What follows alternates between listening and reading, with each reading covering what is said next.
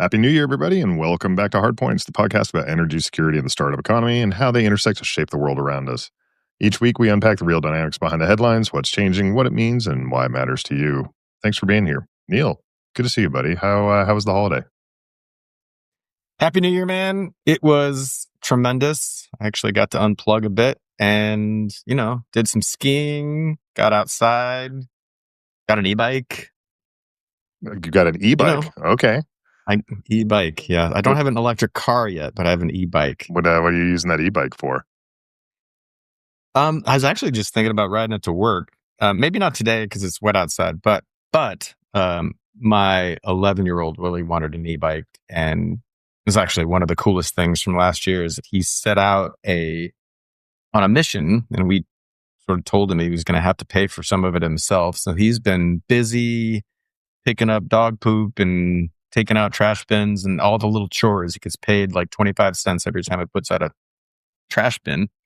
And he saved up like $300 over like 6 months. That's a lot of poop. That's a lot of dog poop.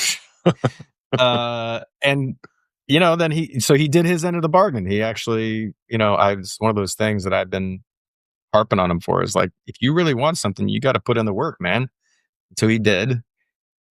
But, I've learned how to play video games again because he wanted to play video games and now he's on an e-bike. So I'm like, you know what? I'm getting an e-bike. I'm not going to let him go, for a whole Saturday and not get to hang out with him. So, it's not that he's not safe. He can go places on his own and loves to, but I want to be able to go with him. So I love that, dude. That's super cool. The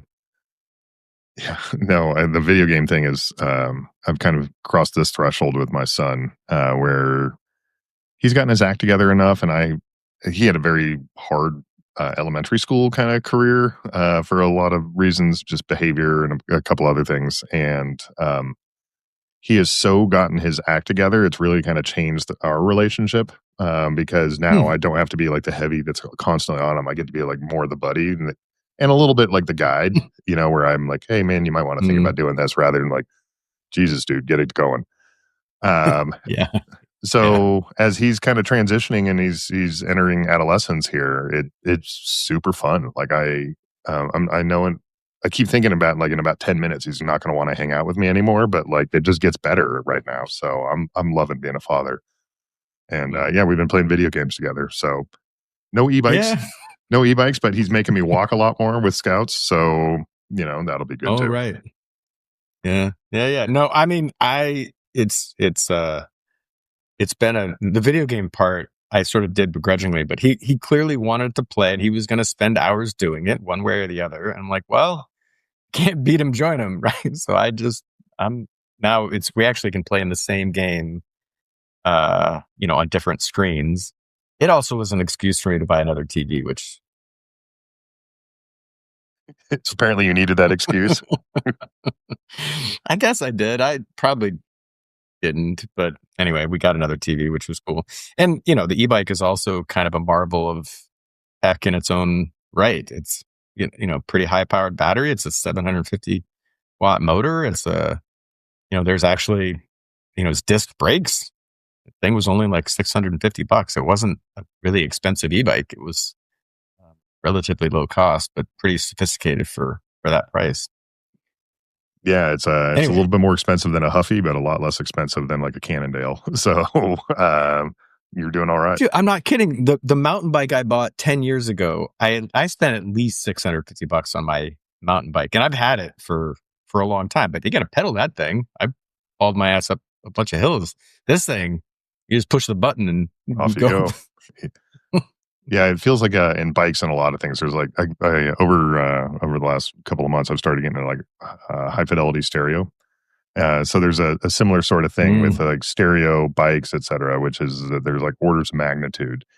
You can get that bike for $100, or you can spend $1,000, or you can spend $10,000. It depends on like how big of a hobby it is, and they really they want to get their hooks into you, so they'll give you like a good experience, but not quite good enough in order to go up that next order of magnitude where they make all the big bucks. So be careful. Maybe I'll have a $6,000 e-bike here coming up soon. It reminds me, do you know the BMW business model of their 3 series versus their 5 and 7 series? It So sounds this like it's is fairly similar. You get the ultimate driving machine at 3, and then you like next thing you know, you're wanting to buy a 5 or a 7. yeah, their business model is they sell at very low margins the 3 series because they want to get their hooks into you, but then you get hooked. By the time you graduate, you're, mid-career professional and you can afford the 7 series. That thing is massive margins. But that's the point, is that like they graduate you into slightly more expensive and higher margin I see. automobiles. I would imagine there's some sort of community around it as well that they try to build people into. So, For okay. sure. Well, that For can sure. explain why How about BMW people are the way they are. well, I one of my Navy corpsmen, doc. Sorry, he was the doc. He was at some point he got a special BMW with the colors next to it was like an M something. Okay. It's like Yeah, whatever, some M3 special or whatever. Yeah. Yeah, like but it was like the upgraded suspension and the upgraded this and that, and I was like, dude, what do you? It just looks like a BMW. Like what? But he was. It's like, well, it goes, a half a second faster in a quarter mile, and you're like, well, I mean, it's exactly what you're saying. When once you get into it and you nerd out on it, you pay a lot for these little upgrades. Yeah. Anyway, Well, you how want to talk was about your holiday? it was good, man. It was good.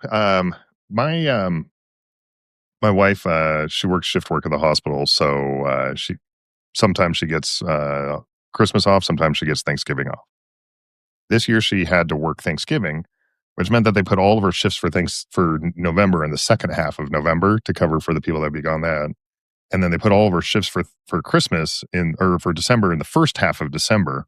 So she was just like full tilt boogie the whole time. It was just a lot going on there. And then add into that a lot of our family that we wanted to spend like the holidays with. They were traveling actually over Christmas to go visit other people or to travel or for work themselves. And so we effectively front loaded all of December into the first 3 weeks, which was just like, I was just wasted, like exhausted, tired. I had some business travel too. Um, and so it was just like this. It was this pretty brutal December, and then it was just chill as fuck. Like, because after we got through all of that, like everybody was gone, there wasn't much to do, and then it was just hanging out, like a lot of good family time. So yeah, so it was good. So I played those video games with my son. Went on a hike with the whole family. Did a couple other things. It was just pretty chill. So I'm feeling pretty rested and relaxed and ready to get back into it in the new year.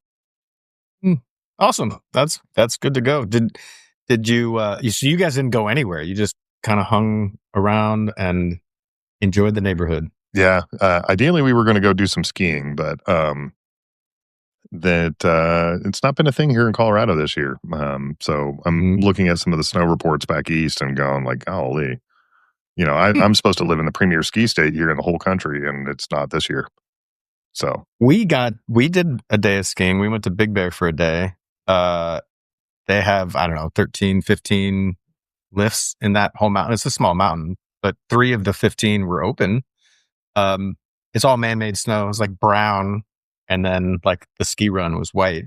But is that, like if an 8-year-old and 11-year-old, they don't care if it's man-made snow. They just want to go fast, right? So yeah, we did one day where we went up. It actually happened to be the one day where it actually was snowing. So it was just this miserable like drive up we just did a day trip. This miserable drive up. Took the EV up there, which was kind of our first little experience with that. And then we got there. Our passes hadn't auto renewed properly, so we spent like an hour in the lift line or in the line waiting for that to do. And then we went up and we did the one run. It's called School Marm at Keystone. It's the longest, shallowest green run maybe in the history of like ski runs. And but it's kind of along a ridge top, so it's also like if there's any wind, it's like super exposed. And it was just this cold, miserable run. And then they closed the lifts for wind. No. And so we got one run and we had to go back. And so after that, we've been a little bit more gun shy about doing it. So that's where we're at. But I'm supposed to be going up to Jackson Hole here at the end of the month with a buddy of mine. So that should be good. Oh, right on. Yeah. Right on. That should be good. They have snow. They must have snow. I shudder to think if they don't. So. Okay, good. Well, you want to talk about kind of the crazy news that's been happening here? Holy shnikes. I don't know. Yeah, so we invaded Venezuela. Yeah. Maduro's in New York in a penitentiary, and his wife. Yeah, so I guess maybe we should talk about what happened if folks don't know. We'll start by the name Operation Absolute Resolve. You got to give it to the namers of these operations. I don't think that one's particularly bad, but I've seen better. I don't. Seems kind of cheesy to me, but they're all cheesy. What was the last one? The hammer one? I don't know. Force hammer, some shit. Something. Yeah. I just remember, Odyssey Dawn, or like they're all stupid names. Like. Yeah. Well, so they did a bunch of planning. This was DOD, CIA, Special Ops, and Intel. Really got to know Maduro, his movements, where he ate, where he slept. And then January 3rd, so this is for most of us, we were still sort of sleeping off the New Year's Eve hangover. And yeah, like a lot of people, I woke up sort of surprised. I mean, it wasn't a total surprise. We had amassed some power off the coast of Venezuela. We'd been tracking these boats that are, at least in theory, carrying drugs. But I didn't see this coming. So it was planes, helicopters, drones. It was Delta Force and the 160th, which is the sort of Night Stalker group that inserts special operations teams. And U.S. military coordinated strikes against air defense systems in Venezuela, cleared the path for the helicopters to come in low. They then landed on a compound that they'd actually built, just like they did with the Osama bin Laden raid. They built a virtual one back in the States, did a bunch of rehearsals. So this has been in the planning for a long time. Notably, didn't tell Congress a goddamn thing, and snatched Maduro and his wife via helicopter, brought him back to the USS Iwo Jima, which is where all the Marines are, and then got him back to the US in pretty short order. It was a couple hours in and out, so very efficient, and that included the strikes. Killed at least 40, probably more, local Venezuelans, and violated international law for sure. Probably, I think it's an open question about whether or not it violated specific U.S. law, but I think the international community was pretty clear that it violated international law. And now, as of today, Maduro's on trial in the U.S. So much to unpack there. Yes. So much to unpack. Maybe starting with the last one first, which is I saw a little quip online that there's kind of a delicious irony in the fact that they are prosecuting Maduro under an indictment that was done in the Southern District of New York, and using that, and it's all apparently on weapons, gun charges. So it's like, which SDNY, that district, is also the district that indicted Trump. So there's this irony in the fact that, like, oh yeah, the rule of law for a foreigner, but not for our own people. So there's that. But I guess the first thing I would say there is the U.S. military remains just kind of a kick-ass organization, and like Venezuela doesn't have a small military. It doesn't, in theory, so for a South American nation, it's relatively capable of defending itself, and we just walked in and fucking took them like it didn't even matter. And that must put just ripples of nervousness throughout pretty much anybody that's not a nuclear state. Like, they all have to just be like, the U.S. can come in and fucking snatch people if they want, and there's not a thing you can do about it. Yeah. Yeah. I mean, contrast that with Russia's invasion of Ukraine, which I was among the people who was like, oh, this is going to be over in 2 weeks. Russia's going to roll over them and Ukraine doesn't stand a chance. And here we are 3 years later and Ukraine's still taking it to them. This was not that. The U.S. military just fucking crushed it. No two ways about it. Professional, quick. I mean, disappointing that we took human life. Like I said, there are 40 Venezuelans, and that's a number that's likely to go up. I think last I'd heard was 80, but still. Oh, okay. All right. It's already gone up from when I checked this about 6 hours ago. So, I mean, look, I would just say to your point, an incredible organization that is doing precise military action. I don't know. Yeah, you're right. I think we can talk the talk and walk the walk. Yeah. So, I mean, from removing yourself from any of the questions around the legality, the morality, or the ethics of this, like it was an incredibly professionally executed operation. Shows that the U.S. military is an incredibly capable organization. Now, to insert kind of the ethical, moral, legal component of it, which is that, like, to me, there seems to be a split now between our operational excellence and the quality of our leadership, because I don't think this should have happened. I think for a lot of the reasons you kind of talked about, that this is an illegal activity, both from an international law and then also from U.S. domestic law. So, that duty to disobey hasn't gone away. Disobey an illegal order, but nonetheless, we just decided to go kick down the door and nab at the head of a different state. Not to say that Maduro's not a grade A asshole. Like, I have no sympathy for him. I think Venezuela may or may not be. It's an unknown right now. Better without him. So like no love lost for Maduro. It's not like I'm defending that asshole. But it's just, again, it's kind of a question of like, who are we as a country? What do we do? Well, conflicted here a little bit. I'm, my read of it is sort of as I described. I think very clearly outside the bounds of international law. There's kind of no two ways about that. I think that's pretty clear. But international law doesn't have an enforcement mechanism, right? I think you can be against international law, and the worst that's going to happen is that the UN Security Council is going to wag its finger at you. But U.S. law is more gray, and the same sort of premise was used to take out the Panamanian leader back in 1989. This was George Bush. Yeah. Yeah, the first administration. And it was the same sort of setup. It was like, this guy's is violated U.S. law, and we're going to therefore apply U.S. law to this outlaw. I thought it was thin then. I think it's thin now.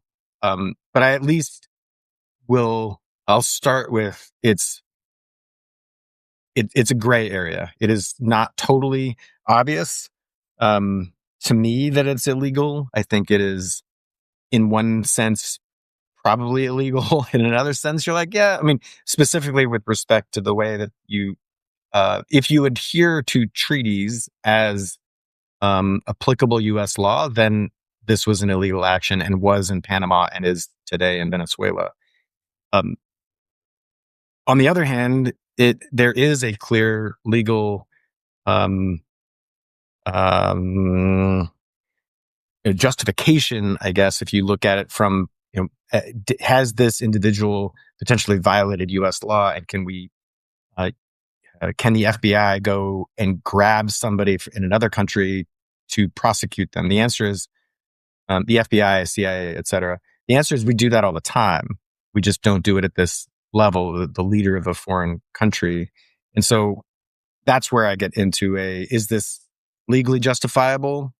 I think probably not, but it's in enough of a gray area where, to me, it's not a slam dunk. Yeah, when I think about Noriega, first of all, he was actively involved in drug trafficking. Like that's the same. That was the what happened in 1989.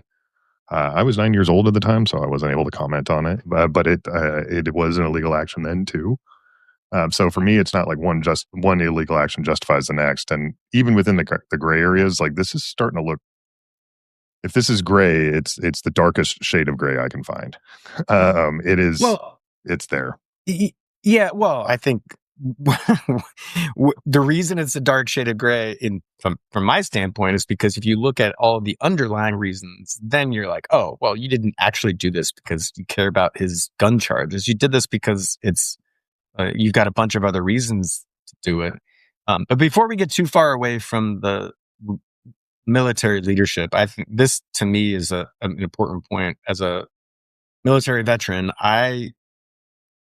God dang, we get put in these positions. We, meaning the U.S. military, get put in these positions where we're being asked to do things that are in this gray area, and American public doesn't see all that gray.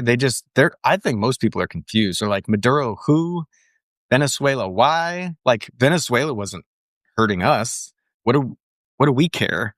And I think whether Venezuela is actually or could actually be hurting us, I think most people are just confused. And then they see the U.S. military doing this unilateral action in a country that wasn't violently threatening us. And they're like, what the fuck are you guys doing? Like, you guys just took out now 80 civilians and captured this foreign leader. Is that the right thing to do? And then, to me, it's a public perception. The trust in the military is a public perception in the first place. And I think this does not help that trust. Oh, 100%. I mean, like the reason that general and flag officers, should have been the first layer of saying this is not something we should be doing, and should have been resigning associated with this. The reason that general and flag officers have to be appointed by Congress, all officers have to be, but but in particular COFOs, is because there's a political aspect to this. We start moving into kind of the Clausewitz, which is war is politics by other means. And like they are supposed to be the strategic layer that's supposed to be thinking about this sort of stuff. And to your point, I had somebody whom I won't name, but who is a pro-military related to people that have served, patriotic, good American. The other day when I was talking about this and they saw the press conference that the president held, what they said is the people that did this were the military members that did this weren't heroes. They were conspirators in a crime. And that and they're not fucking wrong, that person, for saying that. And that's going to hit harsh, right? Especially for all of us that served and like want our service to be meaningful, but they're not wrong. Like, this is, to your point, people don't know what the hell's going on here, but like this stinks. It fucking smells bad. Everybody can smell it. And whether you're an expert in the law of war, you don't need to know that this smells like shit. And unfortunately, that shit stink is getting wrapped up all over. I think it was Delta Force that did this. Delta Force 160th SOAR. They were all part of a crime. Is in whether that's the reality, if you really wanted to kind of talk about the legal shades of gray and all the rest of that, doesn't really matter. The perception is here, and you can blame that on Democrats if you want, but like the general public is like, what the fuck are we doing in Venezuela? Like, why are we there? Like, what are we doing? So that the general and flag officers failed in their duty to the institution to protect it from unnecessary negative press that is not in the interest of the nation's best interest. Yeah, to be clear, I don't think it was a crime. I think it was in the gray area of a crime, but I do not think it was a crime. I think I understand your point. If I understand your point, you're saying that people perceive it that way. Yeah, I mean, at a minimum, it is perceived that way. Yeah. So there's that. And then from a legal standpoint, I think you have a very, very a far stronger case to say it was a criminal activity than to say it wasn't, right? If you want to operate in those shades of gray. But I'm not here, I'm not in the business of like telling the military they're full of criminals, right? But what I am here to tell them is that like the perception of the military is taking a hit right now because they are not standing up for what the right thing to do is, and this wasn't the right thing to do. Because there's a whole bunch of stuff like Gary Kasparov, the famous Soviet dissident, wrote the Constitution is becoming one of the last vestiges of American democracy, like Congress. The law is people, not paper. This is the same warning I gave about NATO years ago. If people won't respect or fight for it, it doesn't matter how clearly it is written. And so that's just kind of where we're at. And, I'm not trying to like lob grenades here, but like I'm saying, the military is taking a hit in perception because it is not standing up because it's just, going along with like darker and darker shades of gray.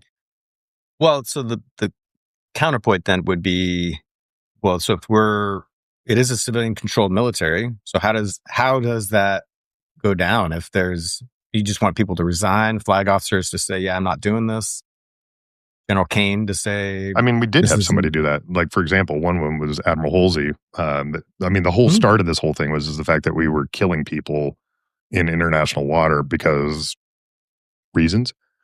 They tried to justify it as drugs, but it doesn't really hold much water, much like the boats that they're sinking.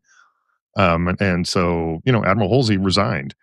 My problem with him is that he didn't resign loudly enough. He should have said, I am resigning. The reason I'm resigning is this. We are doing this illegally. He didn't push back hard enough. There are enough other general and flag officers. Frankly, there's enough other officers in this whole chain of command. Any one of them resigning publicly could be doing this. And I don't understand the willingness to give your life for your country, but not your career. That's a good line too.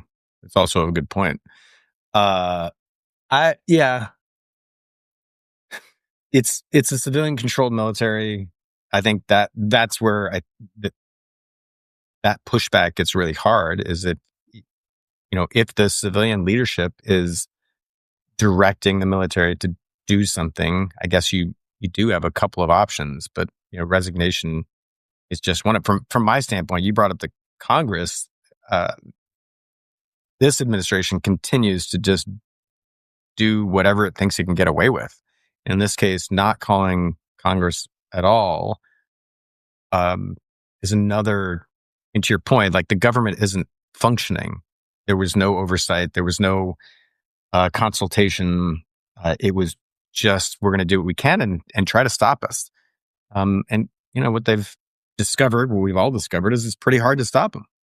Yeah. The founders' intent associated there was the reason they created the Congress before they created the executive in Article 1 versus Article 2 of the Constitution is that Congress was supposed to be the first amongst equals of the three branches and was supposed to have this power in order to be able to create checks. But just like, I bemoan like the fact that like people that have sworn an oath to the Constitution in uniform are not upholding their duty. The people that have sworn the same oath to the Constitution serving in Congress and that have a higher duty, I would even say, and responsibility are also not upholding it.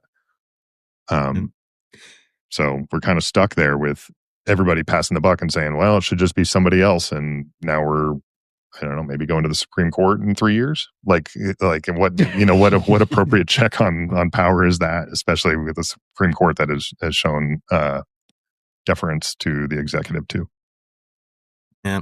Well, so from a practical perspective, and think about how this impacts the energy picture. And one, this was largely about oil. We haven't talked about that very specifically, but I think it's pretty clear if you listen to Trump's remarks on January 3rd, it was, I don't know, half of his talk was about oil. And so one is the practical implications here that it's probably going to disrupt production in the near term.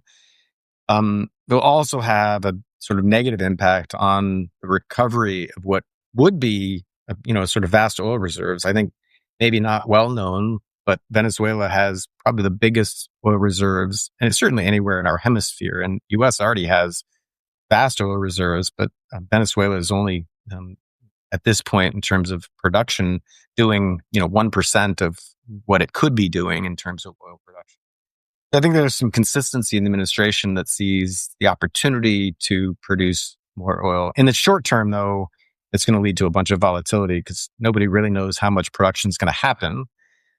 And then in addition to that, Trump talked a lot about how U.S. oil companies are going to go in and save the day. I know they're going to want to go in and reestablish because they built a lot of the infrastructure that's there already. But private companies don't love going into places that are unstable, which brings me to something else that sort of tee you up for, which is what the hell lesson did we learn from Iraq or the other nation building that we've done over the last 20 years? And how have we applied it to Venezuela in this case? The one thing that I would say here is we didn't do a massive land invasion. It was a relatively, tactical, constrained sort of thing. Highly destructive, potentially. We don't really know. All we did was just cut the head off the snake, but the body's still thrashing. So, when I look at like what happened in Afghanistan, I thought Afghanistan wasn't about oil. It was a post 9/11 sort of thing. And of the two wars that we engaged in for the majority of my career, the more legitimate exercise of American military power in pretty much every way. But one of the things that I looked at with Afghanistan, and maybe the lesson we could take from that is that our goals were too big there, about that we were going to create democracy they just didn't have the institutions. They didn't have a lot of that stuff. Right. Venezuela is a far more capable place of that being done, but still there's just a lot that would have to go on there. And so the Trump administration, maybe to their credit, if you're going to be talking about like knocking over a regime, like isn't particularly interested in they're interested in regime change, but not in nation building. So they just are kind of like whatever. And so there will be some kind of back office political deals that'll be happening here. I would imagine, based pretty explicitly on the exact words of the president during his press conference, is that it'll be done primarily for the extraction of oil and energy, for the benefit of American corporations, and with very little interest in the actual stability of Venezuela or its outcome on its neighbors in South America or throughout the Western Hemisphere. So I think if you're going to get in a regime change game, but don't want, ideally, you would have some sort of setup there where you have the players, and hope maybe the CIA has this, and I don't know about it because I'm not read in, but it doesn't look like it. But ideally, they would have like, who's the incoming government? How can they kind of do that setup? But this one just looked like it was somebody that got tired of playing with some toys and knocked them over. At a minimum, though, they didn't involve. We're not. It doesn't look like we're going to be occupying Venezuela. And so if you don't occupy Venezuela, how does it create a security scenario in which Exxon and Chevron are comfortable going in to build infrastructure? It's thuggery. I mean, like it's just like what you would do with a mob boss, right? Which is that like we took out the head of the organization. We're going to install a new head, and we're going to say we'll come and fucking snatch you in the middle of the night too, unless you do this. And they'll be like, okay, got it. It's the clear marching orders of that. So that we don't really actually care about Venezuela. It's worth noting that we will not permit people to be asylees from Venezuela, but it was so awfully run that we were willing to snatch their leader. We just don't care about Venezuela. All we care about is money, and not money for me or you, but money for the people that are friends with Trump. And I think that's just like, for me, is like the clearest read I got on it. Yeah. From a national security, so that's energy. One last point I wanted to make about energy is that the price of oil is not likely to go down from here per se. So that was one thing I heard on the news was, hey, you're gonna drive. This is gonna make more production from Venezuela, which is going to drive down oil prices.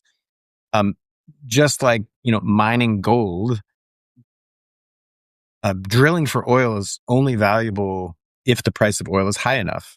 And so price of oil is already at a point where you're probably not going to invest a lot in additional production capacity if the price of oil goes down from here. In Venezuela, sorry, there are other places where it will make sense. But in Venezuela, the sort of one of the energy rags I I read is talking about the amount of production capacity in Venezuela and where it is and how it would be drilled means that it's probably not a positive ROI project or projects unless the price of oil is above where it is today, which is about 60.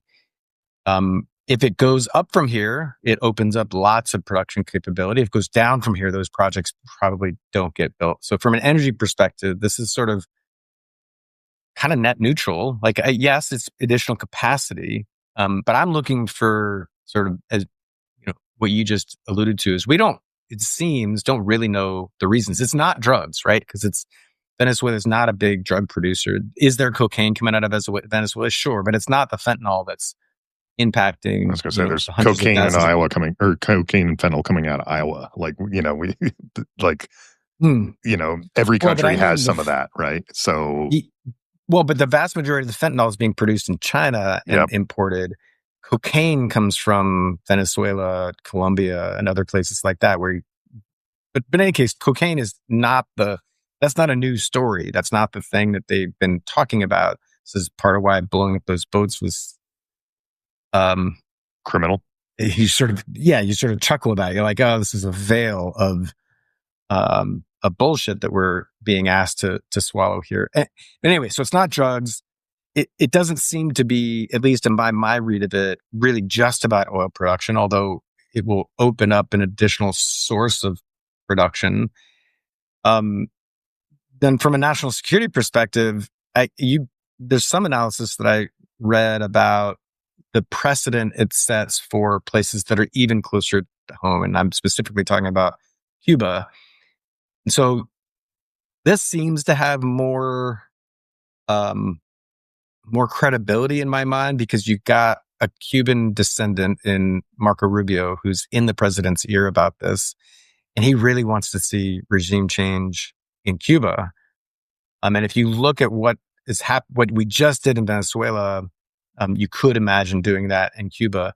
But you just destabilized Venezuela, is my point. Like, we cut off, as you say, you cut off the head of the snake.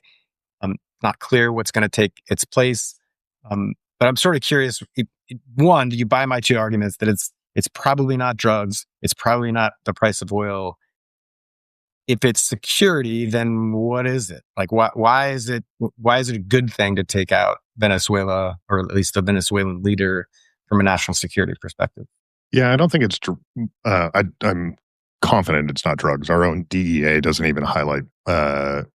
In Trump's DEA doesn't even highlight drugs in there. So if it was drugs, we would be talking about like its capacity to do that. It just can't be backed up by any real evidence. Like, they can't even manufacture that story in an incredible way. I don't think it's about security. I think that there's a component of like, there's a couple things I think about this. The first one is I don't know if I agree on that take on oil as far as pricing goes. So a couple things happen here. So for those that are unfamiliar with oil, there's upstream, midstream, and downstream associated with the production of oil. Upstream being the folks that are drilling the wells, midstream being the ones that are transporting it, and then the downstream folks being the ones that are doing some of the refining, et cetera. And so I think that this actually probably is a big hit to American upstream, because American upstream is pretty heavily focused on fracking, and a lot of the petroleum that's produced in the United States is relatively low in the distillates that have a lot of margin. And so diesel, gasoline, et cetera, the things that like you can sell and make a lot of money on. Venezuelan crude, however, is not. Venezuela has limited refinery capacity. There are three, the American subsidiary branch of the Venezuelan state oil producing company is Citgo. And Citgo has like three different refineries in Louisiana. And they never retooled from being able to do the refining. What's up? Did you just say Louisiana? Louisiana. Sorry. Sorry. I thought you said that on purpose. Keep going. Sorry. It's Louisiana? Louisiana. Sorry, I lived in Meridian, Mississippi for too long, and so every so often these Is it Louisville or Louisville? well, I try to pronounce it the way that people locally say it. So Louisville is my understanding. Yeah. Okay. I think so too. I just never heard that part of your accent come through. But okay. Sorry, the diversion. No, I really like New Orleans. I liked going down to that part of Louisiana there as much as I could, and I'm, Right I'm on. sure there's Right native Louisianans that are like scoffing at my accent right now. So happy to be corrected in the comments there. But anyways, Okay. no slight to the folks of the Bayou State.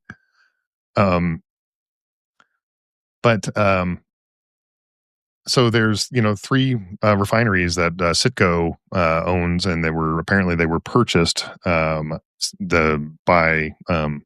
one of the major backers of Trump for that. They've had years to kind of retool for the petroleum that's coming out of the U.S. market. They didn't. So that guy's going to make a buck, more than a little bit. And the reason is that there's a higher margin on doing that kind of refinery work.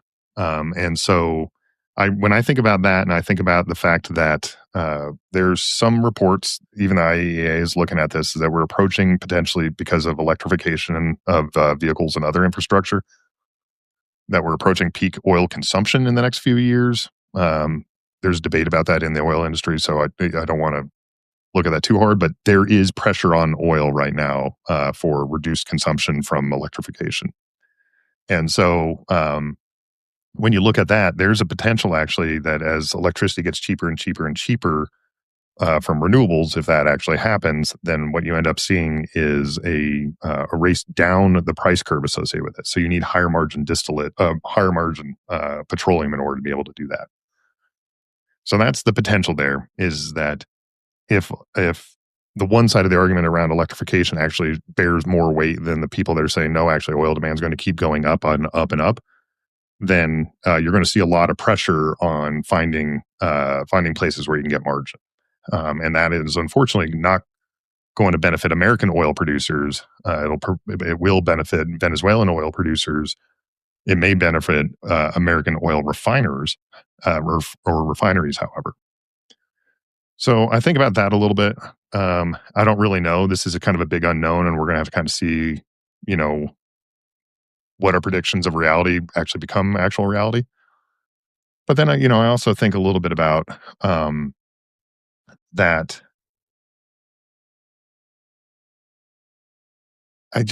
Sometimes I think about that, like the Trump administration likes picking fights with our neighbors for two things.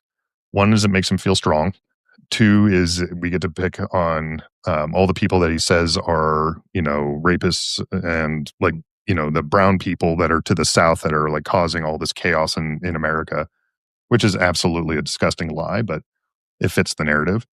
So my conspiracy thing is like, yeah, he wants to pick fights with those people rather than, Russians who he seems just willing to kind of bend over and do whatever they ask. And then, there was a report associated with, and I'd have to dig it up, but I saw it was part of like some congressional testimony about some understanding that there was kind of this trade-off between Putin and Trump about like spheres of influence. That if he was willing that's to where I was going next. Yeah, if he wants to recognize that like Russia has Eastern Europe and that's their sphere of influence, and the U.S. Is returning back to kind of a focus on the Monroe Doctrine, which the Monroe Doctrine was not about overthrowing countries; it was about defending democracies. So we'll see. Anyway, so I think that there's like something there, but I don't know. I don't have enough evidence about it. It's just like a feeling more than like anything I can prove. Well, but so I was going there next because, look, I'll retread a little bit. As I think this through, it's like, is it truly about the well, what is this truly about? And if it's not about those other couple of things we mentioned, I do think it's about this version of international security, which is the spheres of influence piece. And I think if you follow the logic that Venezuela was the sort of last remaining holdout of real Russian influence in the Western Hemisphere. Yeah, Cuba. Sorry, I shouldn't say the last remaining, but the last big remaining place where Russia and Iran had some influence. And then you add into it, over the last 30 years or so, China has provided loans and oil-backed debt and other infrastructure projects. You got this situation where, a neighbor of ours that's rather large, again, set Cuba aside for a second, a large neighbor with a lot of oil reserves and therefore economic capacity is buying Russian arms and selling oil to Russia, and is also helping Iran, and is also providing sort of the sanctions relief for Iran, and is strengthening. China again doesn't have its own energy, so it's a source of energy and strength. Therefore, for China, you've got this sort of great power sphere of influence narrative that seems to make a lot of sense. I buy your argument that there are contributors to the Trump campaign that are going to make a buck here. I'm not, I take your point about sort of peak oil and the potential for, sort of additional profits. I look at the reason why this would be a national priority, probably to me, comes to a version of the world where, and it fits with this, like they're just, you look at the Trump's, the peace plan for Ukraine, it basically is like all of Putin's talking points are that's his solution to the Ukraine conflict, is just give Russia what it wants. And it fits we're pulling back from these far-flung places into our own backyard. It also fits with the sort of idea, the strongman idea is like, no, I'm going to dictate what's happening in my part of the world. It's your point about like it makes them look strong. Yeah. So anyway, to me, these are this makes more sense than the other two that we offered before. I mean, I guess I have not seen any, like, I haven't seen the administration really standing up and saying like what their main, like they've been kind of like talking about. I mean, again, go watch the Trump press conference. He talked a fuck ton about oil. I take him at his word. Yeah. That's what he cared about. That's Yeah. what he talked about. They didn't really talk about drugs. They didn't really talk about the rule of law, which is good because they don't really believe in the rule of law. So, so like, seemingly, yeah. There's just this component there. And I think that I think it's commendable that you're trying to find like a national security reason why we're doing this, but I don't think that's actually any sort of his motivation. I don't think he really gives a shit about like what happens to the US. Like all he cares about is how it reflects upon him. So that's, I just don't think he cares about anybody. He buried his fucking ex-wife on a golf course and he doesn't even have it's like he doesn't even mow the lawn. Right? Like he doesn't give. You're going to have to explain that one. He buried it. What? So his first wife, Ivana Trump, he buried her on like his golf course in New Jersey, I think. And so there's this one spot there. But if you go look for pictures of it on the internet, like you can't go visit it. Somebody's took a picture surreptitiously of the grave and the grass is just all grown over. You can barely see kind of like the headstone. Like he literally just buried his wife, his ex-wife in the backyard. And like, maybe, I've never been through divorce. I don't plan on it. Maybe there are people that really, find that to be, what they would like to do to their ex-wife, but I would not advocate for it. But it just, to me, it shows like this. He has like no respect for dignity or human suffering. He just doesn't care. He just doesn't think about it. It doesn't cross his mind when it comes to the calculus of how he should run his administration or the people that work for him. So anyways, don't want to, get too negative about that, but I think that this is, we will see what comes out of Venezuela. I'm glad Maduro's gone. I'm not sure that what is going to replace him is going to be any better. And I have a high degree of confidence that the people that will most benefit from it are going to be the oil companies, because Donald Trump said so. Like he's he's not even going He to did try to talk lie about about it. oil for about, yeah, he did talk about oil for half of his remarks. This is true. I don't begrudge that at all. I do think if there's a pathway here, and to use your sort of framing, whoever comes in next is going to be required to back away from Russia, China, and Iran, and that influence, that whatever influence the U.S. can exert and that Maduro ignored, could potentially edge those folks out to where the U.S. has more influence in Venezuela. And if you're going to go build energy projects there, and you're going to control where the oil flows to the sanctions avoidance to Russia and Iran, those are all largely good things for the United States in terms of power projection, and yet I think the other two things that are, I'll say, pretty terrifying to me are what that means for Ukraine and Taiwan, because part of what also this does is set up,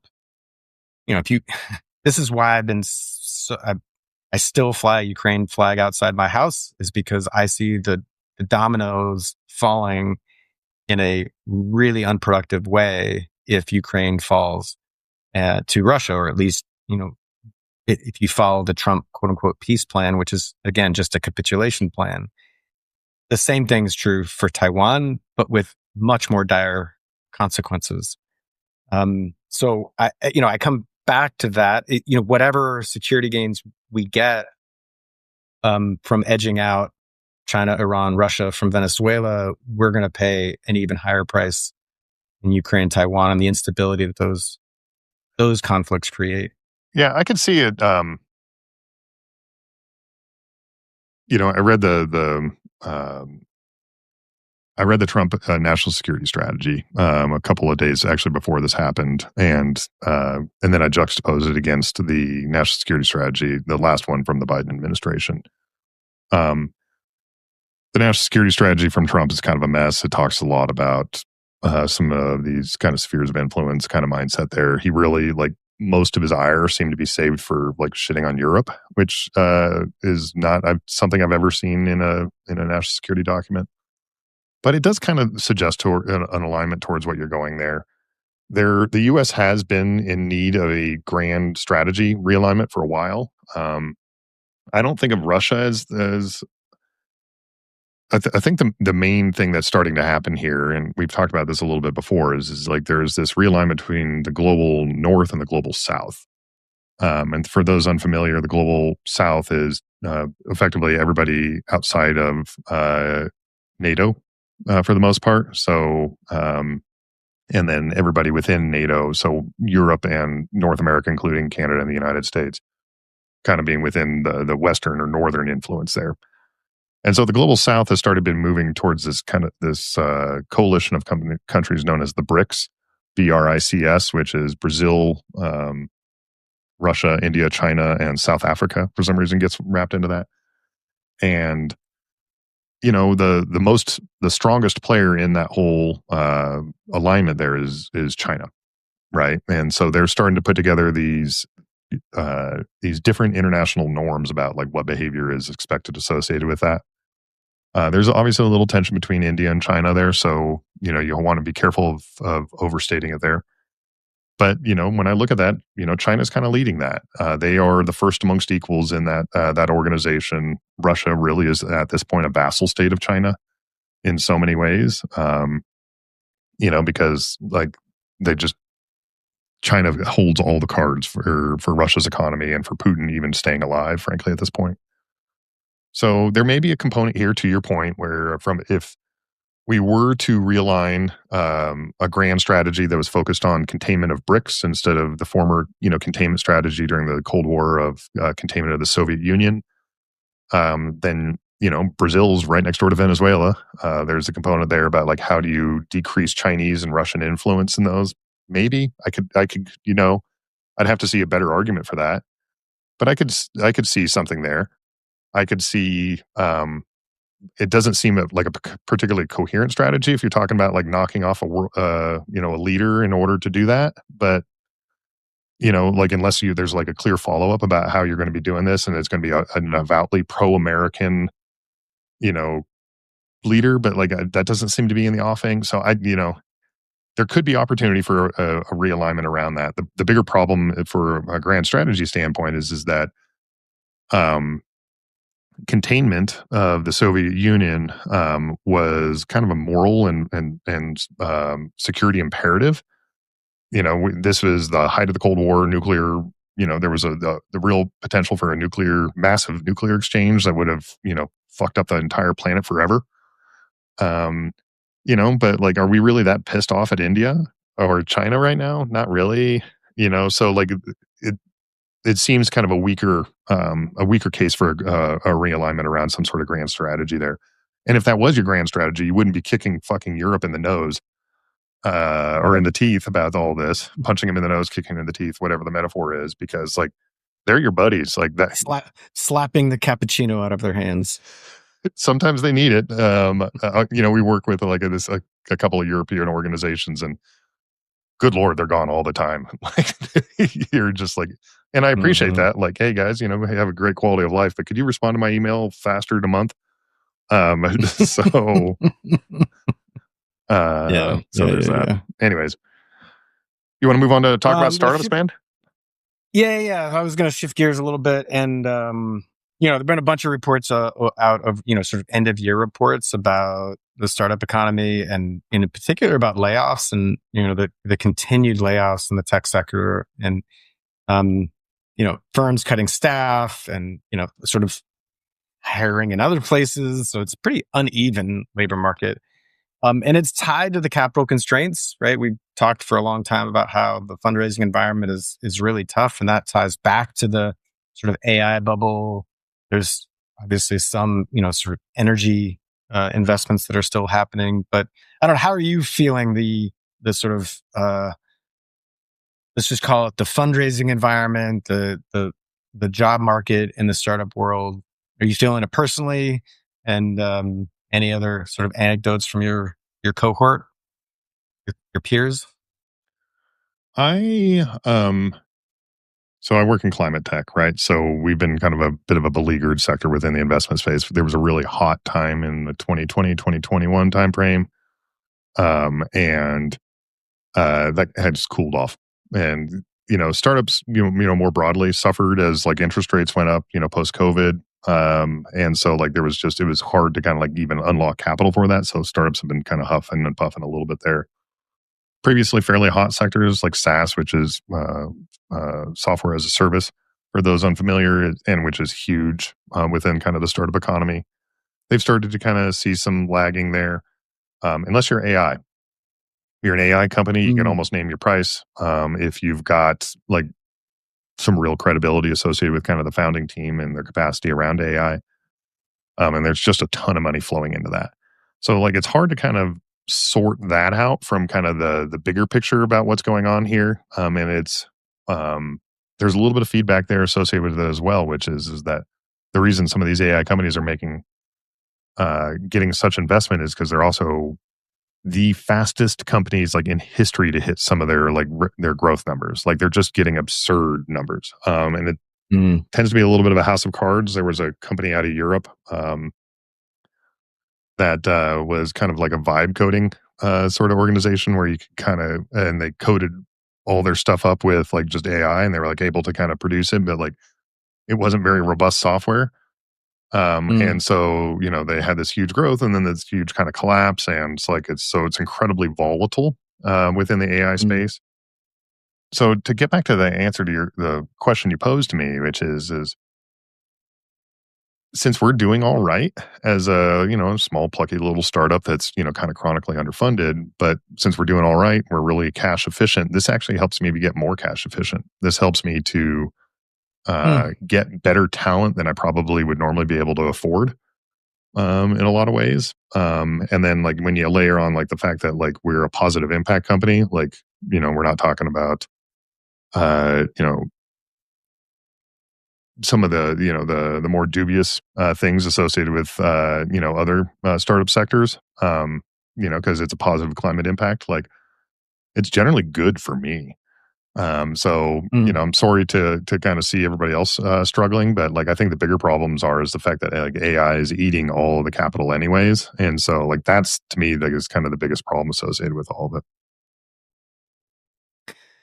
Yeah, I hear that, and you layer in AI plus the cloud infrastructure slash data centers, and and the downstream effects when I mentioned energy. But yeah, I mean, one phrase I read this over the last few weeks was, the funding environment remains selective but alive, and maybe that's sort of consistent with what you described there. It focused in certain very specific places. It is alive, but it is not alive for some parts of the startup world, right? I've heard, maybe you've heard that um, the basic SaaS business model is being stressed because if you're SaaS, it is super capital efficient, but where are the opportunities if you're not doing SaaS with AI? And therefore it's, like SaaS as a category is only attractive if you've got a layer of AI. But to bring it back to your sort of climate piece, like back in 2020, I would get calls every week and I would carve out some time to help people. Like, I just wanted to use my skill set to go into climate or to go into something more impactful. I think tied to that, I've gotten almost no calls in the last 6 months about that. That proved to be a nice to have. And we're in an economy where this is capitalism at work, right? If if the capital isn't flowing into that sector, uh, the job seekers go elsewhere, even if they've got the sort of underlying desire to do impactful work. They got to pay the bills. Yeah, you got to pay the bills, and it's the reason it's working for me is because it helps me to save costs, right? And so like the it being a benefit to me, and the fact that like we have some cash available in order to kind of keep our operations going and to expand, is this means that the barriers for growth are lower than they used to be. The barriers for being able to kind of provide services are lower, et cetera. I think I go back to like in SaaS. One of the things that a lot of investors really focused on for a long time, and not just investors, founders, who's kind of is about like some of the user metrics. And so a little history of SaaS is used to be that you'd buy a piece of software and you'd get a license for it. And it was an application and it was great. And that's how Microsoft grew so huge. They had these killer apps like Word, right? Like, and Word was, for its time, was the most incredible word processor associated with that. And then somebody realized that like it's kind of a broken model, because then you're constantly chasing and licensing and making sure you got users, and it's not a very good experience. And then moreover, you can only sell that product once. And so they realized that like, hey, we're going to give you continuous upgrades to the software for a subscription. So that was the software as a service and the subscription fees, and it completely changed the business model. It's how Salesforce grew so enormous. But ultimately, it was still about like humans interacting with the software, right? Except for instead of it being an application that you downloaded and or you put into your computer via CDs or flash drives or something. It was, something you used often through like a web app. Well, what ended up happening is with AI, and I don't know if enough SaaS companies have really kind of internalized this, or even investors to that matter, is the idea that nobody wants to do that, right? Like, it still is like me checking boxes and clicking things and putting in. It's just like, I don't want to do that. That work sucks. And so, in the age of AI, what you really need to be doing is actually not. You need to be figuring out how little your customers can use your software. Which is to say, like, how does it do the work that they need to have done? And how little can they do that? You don't want them logging in every day. You want them like what you want them doing is building more and more of your software into their system, and that's how Palantir works. So is that like it becomes the infrastructure of your company that all the data kind of flows through, And that's much more kind of like the modern way of this works. It's like, how do you connect in? How does the work happen in the background? So you don't have to have people doing it. There's an AI component of that, but there's also just like integrations and data, et cetera. And so that's kind of the wave of the future. But that requires, that puts a lot of downward pressure on labor across the entire economy.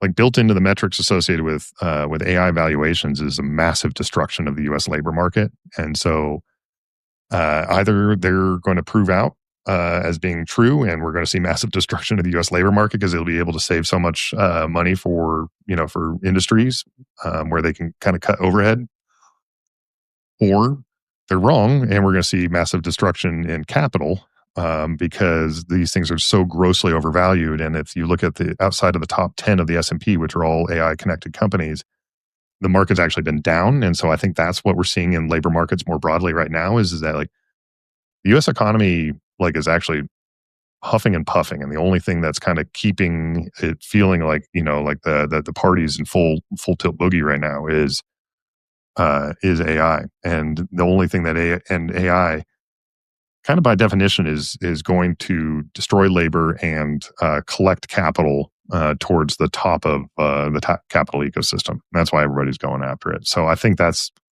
just where everything's going to be going. Yeah.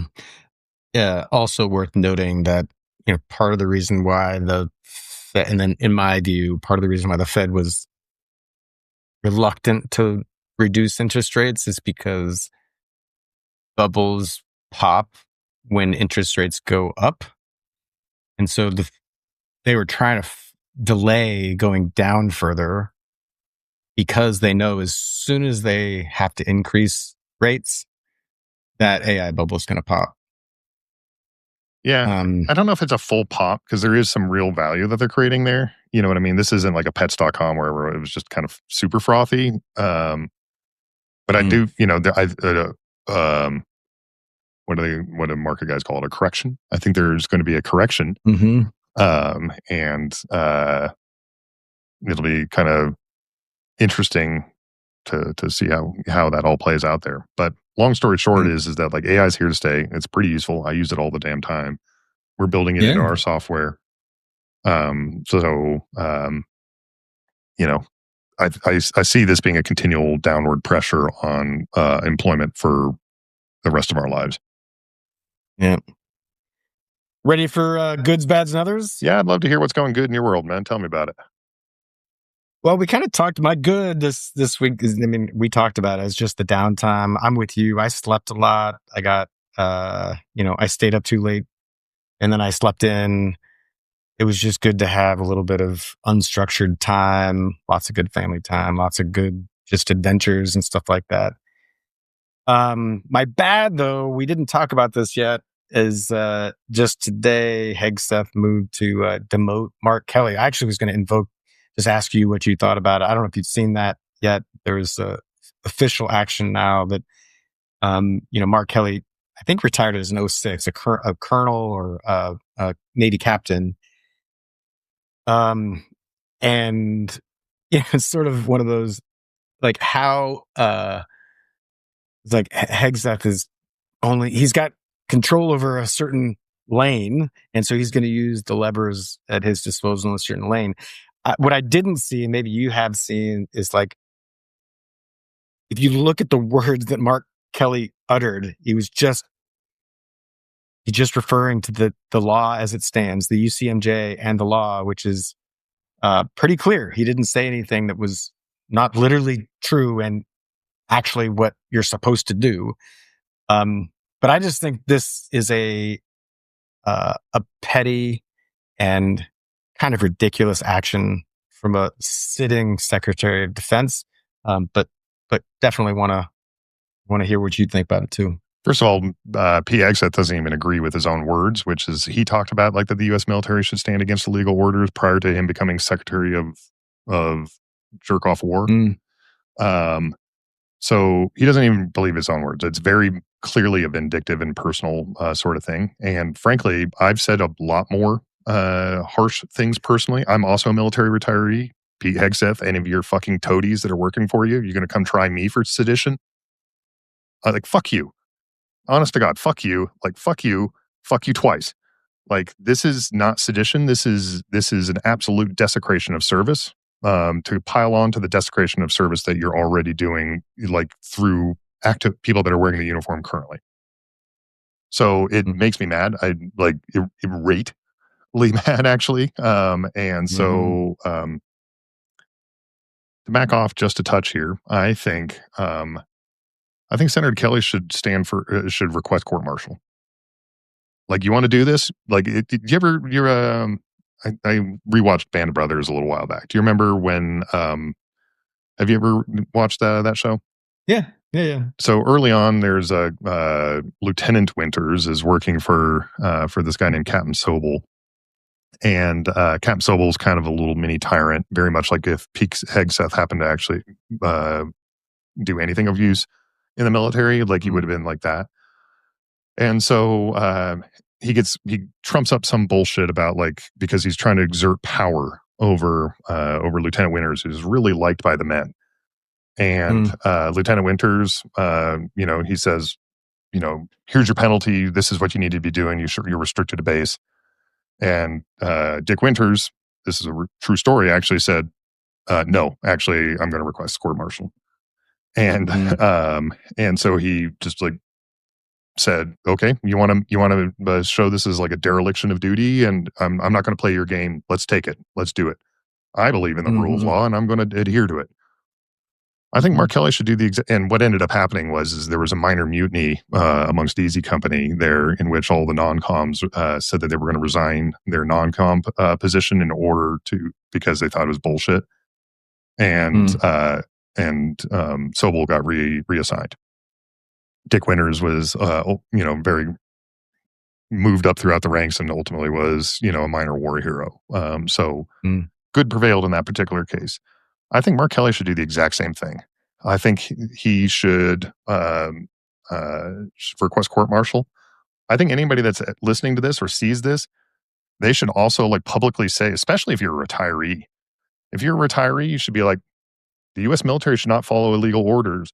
I'm volunteering for you to commit, for you to go after me too. Like, what's your deal? How many people are you going to go after? By the way, he wasn't the only military vet of the people that did the initial video there, the congressmen and women and senators that did this. Like, why is Pete Hegseth picking on this guy, right? And it's because he's the shining star of all the people that are kind of in that coterie that made that video.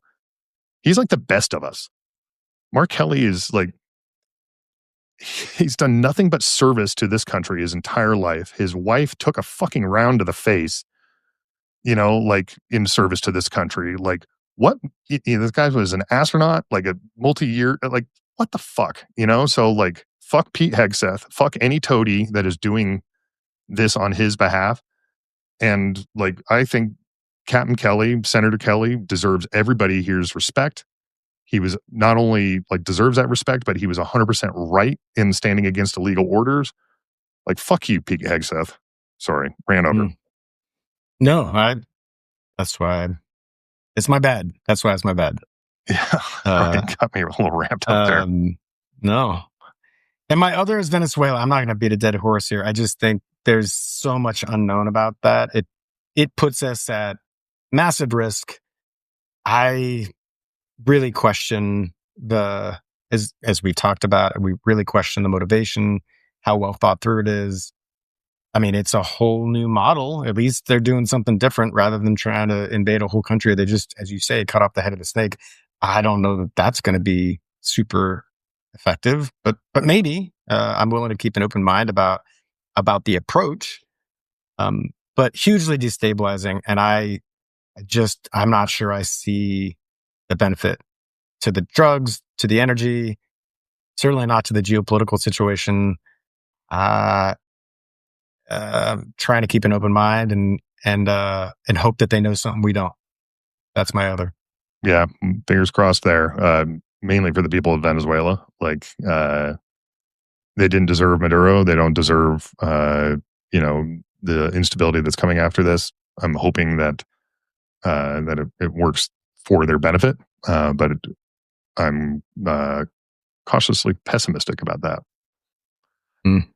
For me, my goods, I'm pretty well rested, as you can see. I'm also well caffeinated, so I'm willing to get a little animated today. But I was pretty burnt out towards the end of last year. Things were going good. It's not like I was like suffering, but it was just a lot. Yep.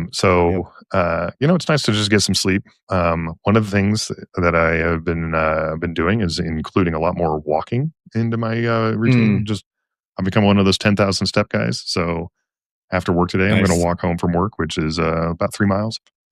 So, Oh, wait. yeah, so it's a pretty good little gig there. My dog is probably the biggest beneficiary of it. She's not in the office with me today because I took the bus in, but my morning walks, she's getting her walks a lot as well, so she's quite happy with that. Nice. For me, my bad is that I'm wearing shorts and a t-shirt today to walk home. I was wearing it yesterday. I will wear it tomorrow. It's hot in Colorado, and we are a mile high. It's supposed to be a snowy state. There's no snow. We are not able to do much skiing. The ski resorts. This is statistically the worst snow year in recorded history for the state of Colorado. There's a lot of trouble associated with that because we are the headwater state. Like water for practically the entire country comes from our mountains. So buckle up. I'm worried about a fire year this coming year as well. This also seems to be a kind of a climate sign of things to come here. So it is making me question actually how long people I want to live in Colorado potentially. There was a study that came out about a decade ago that did city pairs, and they tried to match up the climate of the city that's currently versus the city that'll be most have that current climate will be most like in the future. And for Denver, it was Albuquerque. So the people of Albuquerque are nice, but I didn't want to live there. There's kind of a question. I'm looking at it right now, and this feels very much like Albuquerque. Yeah. So there's that. Maybe a little bit less of Breaking Bad here, though. So there's that. And then I guess my other is the thing that I'm looking for is kind of this reaction associated to the rule of law. There seems to be finally a little bit of coalescing around a couple people there. Mostly Democrats, but a couple notable exceptions there. Mostly not Republicans, but a couple of notable exceptions there. Thomas Massie, who is a Republican from Kentucky, dyed in the wool, very conservative kind of guy. He's been very stridently against this. There must be something in the water there in Kentucky because Rand Paul has been talking a little bit about this as well. So I want to give some credit there. Most of the Republican parties, left their spine and at home, but these two and a couple others seem to be standing up, so that's interesting. On the Democrat side, the big notable exception is Chuck Schumer. And Hakeem Jeffries. I don't know what more these guys need to do to fucking find a backbone. So I want to be very clear about where the blame lays on all this, which is the people committing the crimes, which is the Trump administration and the fact, but there is also duty in multiple other places. We've talked about that. So I would love to see the Democratic leadership develop more of a spine. I'd love to see Republican rank and file develop a little bit more of a spine. I think everybody that really looks at this knows this is not good. So I'm keeping an eye on that. I'd like to see whether that builds on the focus on the rule of law. There's a whole bunch of shit in the Epstein files that are still kind of out there. So we'll see there if we ever actually decide to, that the rule of law applies to anything other than minor weapons charges for a foreign, leader versus, domestically. So that's what I'm keeping my eye on. Heck. I think that's it. Yeah, that's it for this episode of Hardpoints, everybody. Thanks for listening and for being part of the conversation around energy, national security, and the startup world. If you found today's episode useful or thought-provoking, make sure to follow us wherever you get your podcasts. And if you're feeling generous, as always, please share it on social media or send it to someone who would appreciate it. Thanks again for joining us. Hardpoints is brought to you by the Valor Media Network, and we'll see you next time. Fuck Pete Headchef and everything about him. I hate that guy. All right, I'm out.